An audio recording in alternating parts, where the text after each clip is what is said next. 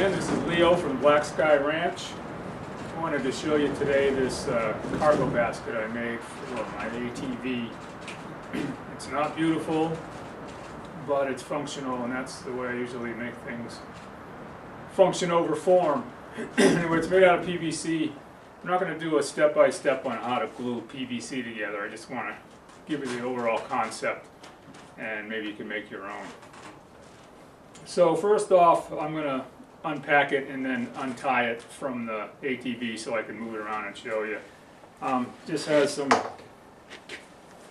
basic bungee cords to try to keep things from falling out while I bounce down the trail. When I'm working around the yard, I just have some basic stuff I keep in it, and if I'm going on a trail, then I add more survival gear in case I have to walk out, get broke down in the middle of the wilderness. But just for around here, I've got a little bag that just has some random scraps of cordage in it, nylon rope, string, boot laces, things like that. Just odds and ends. Keep them in that bag. In this chicken feed bag, the chicken feed bag just to keep the dust and everything off. I have my little shovel. This thing's about 40 or 50 years old. It's kind of been kicking around in my family in barns and garages since I was a kid. Anyway.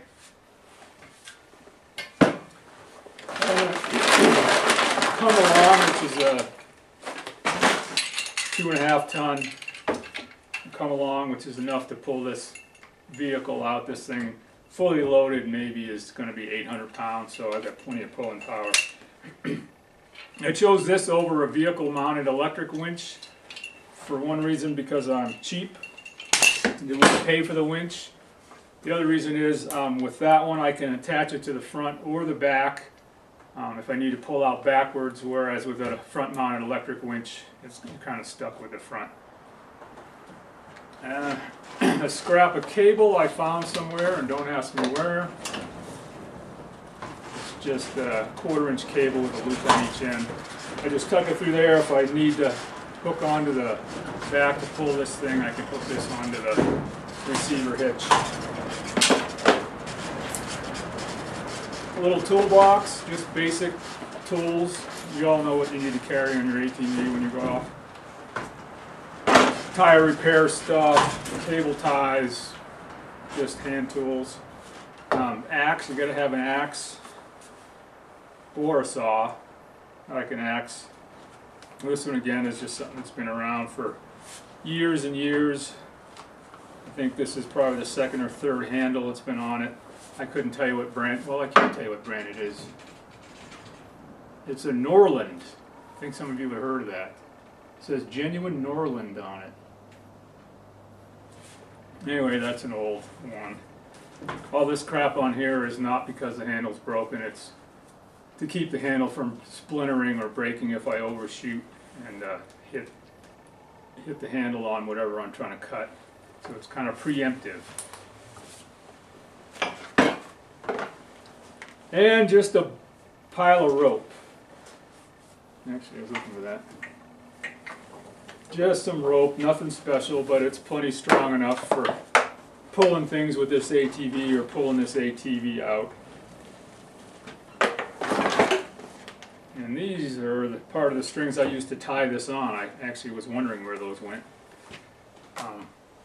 I just tied this thing on with rope and string.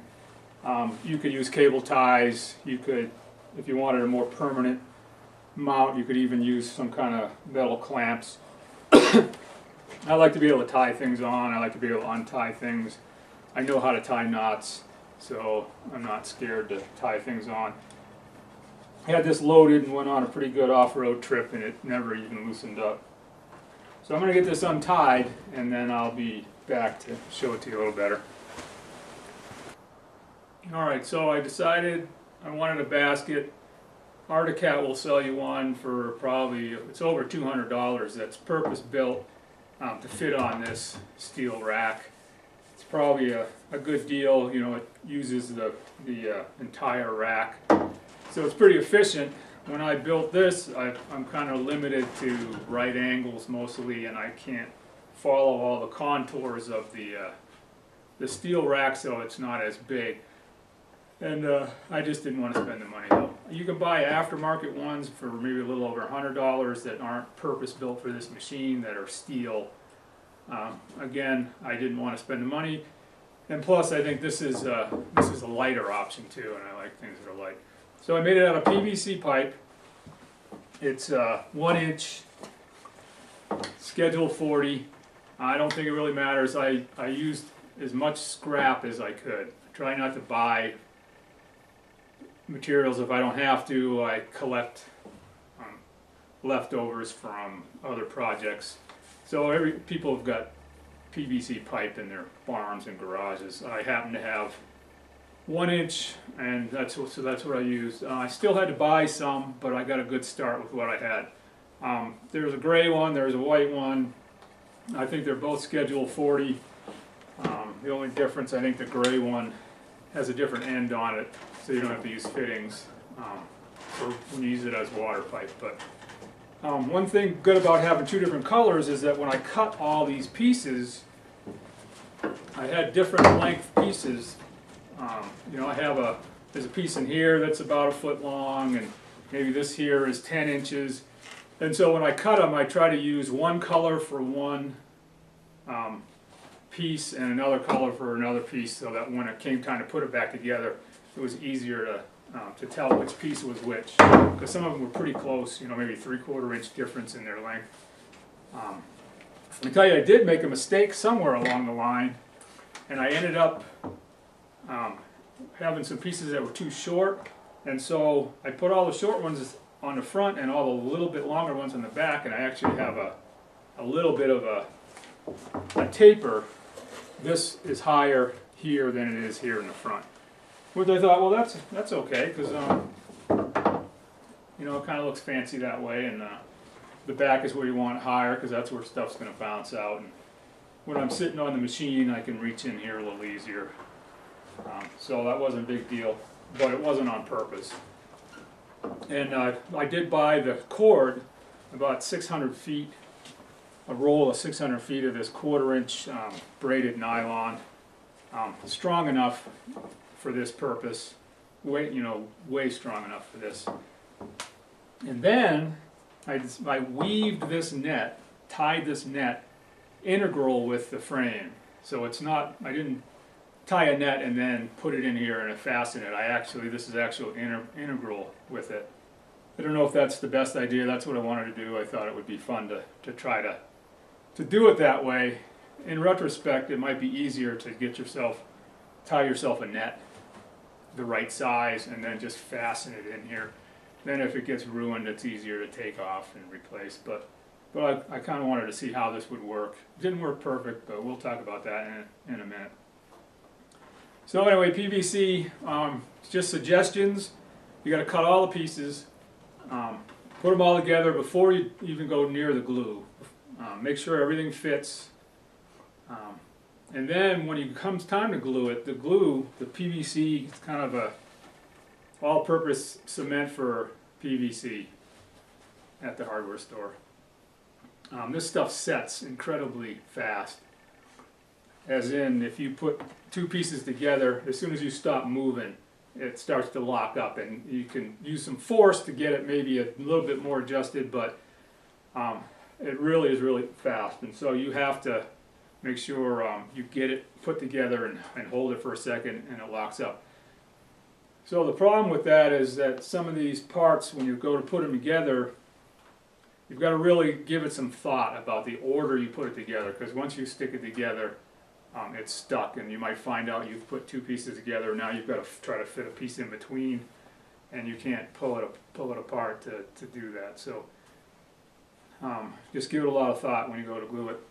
If anybody knows about some glue, adhesive that holds PVC well, but isn't so fast, let me know, leave a comment and let me know, because if I build another one of these for the front, I want to use that because it'll make it a lot easier. what else? Oh, and when you put PVC pipe together for pump for water, you know, you have to do a really good job with the joints because you don't want them to leak. There's no pressure inside here, there's no water inside here, so I don't think you need to use the special cleaner before you put the parts together. I don't think you need to use the primer. Normally for water pipe it's clean, prime, glue, and stick together.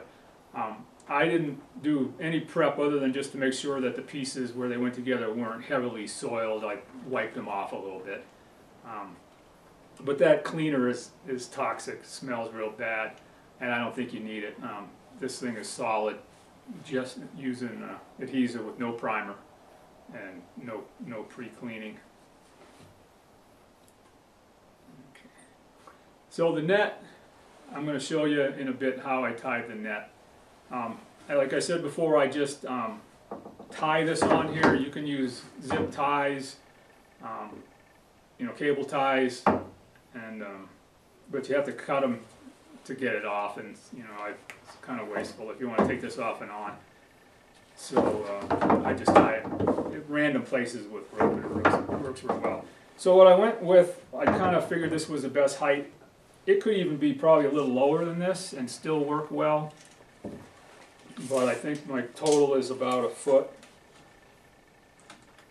Yeah, it's about 12 inches in the back and 11 1/4 in the front.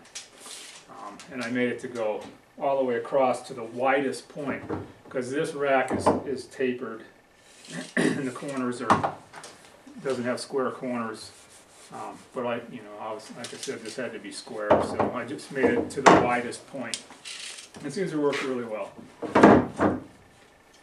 So I'm going to show you how I tie this net. One of the problems I ran into is I decided to tie it, start here and just weave my way around on 3 sides. So I weaved it down, I came down this way and down this way, and then this side just continues on and ends here. Well, when it came time to join the sides with the front, it just got a little funky. I mean, it looks all right, but it's not perfect.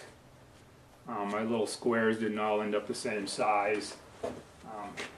In the future, if I do this again, I'll probably just start on this edge, go down, across the bottom, up, and then just do a separate, do these ends separately and tie them together. But as I did, this is all one piece, which is what I was after. I think it was kind of cool to do it that way. But as far as time and having it come looking better, I think I would do it in 3 pieces next time. So you can buy connectors.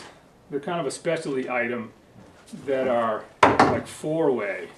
So you have this T right here, this T connector, and then it has another connector running this way. But just the over-the-counter hardware store stuff is just a regular T, which means this upright can't be at the corner. If I had one of those specialty ones, I could have this corner here and a T and have this upright right at the corner. So that, like I say, that's a specialty item. You can't find something like that just at the store. And so so we've got to use a T here for the upright and then just a 90-degree for the corners. And that's not bad. I